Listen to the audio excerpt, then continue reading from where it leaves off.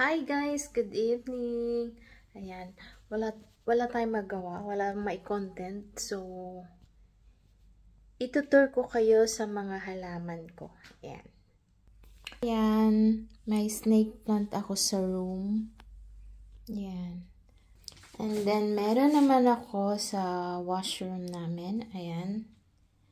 Money plant. Then, ayan, hindi ko alam ang pangalan niya, pero matagal na yan. Nakalagay lang sa tubig. Another snake plant. Ayan, nandito lang sa hallway namin. Ayan. Sa hallway. Makikita mo yan sa entrance. Meron naman ako sa kitchen window. Ayan, nilalagay ko. Dine-decorate ko sa may bintana kasi humahaba na.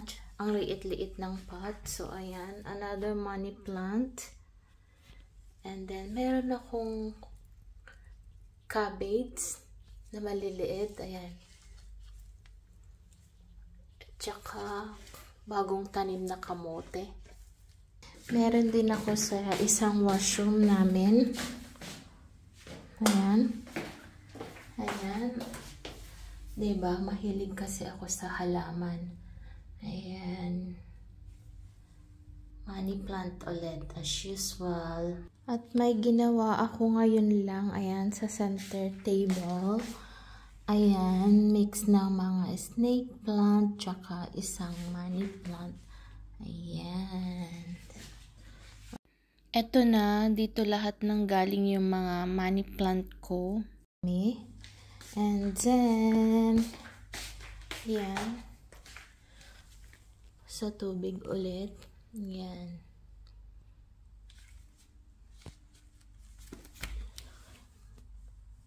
Diba?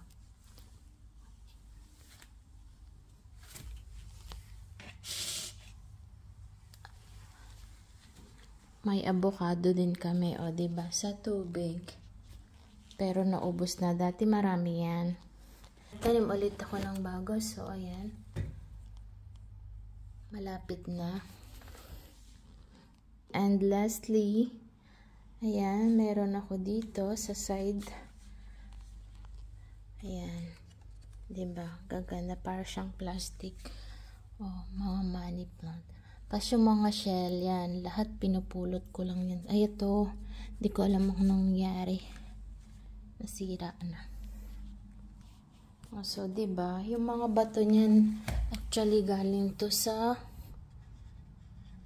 dagat. Ewan ko, namulot lang ako ng mga niyan. Diba?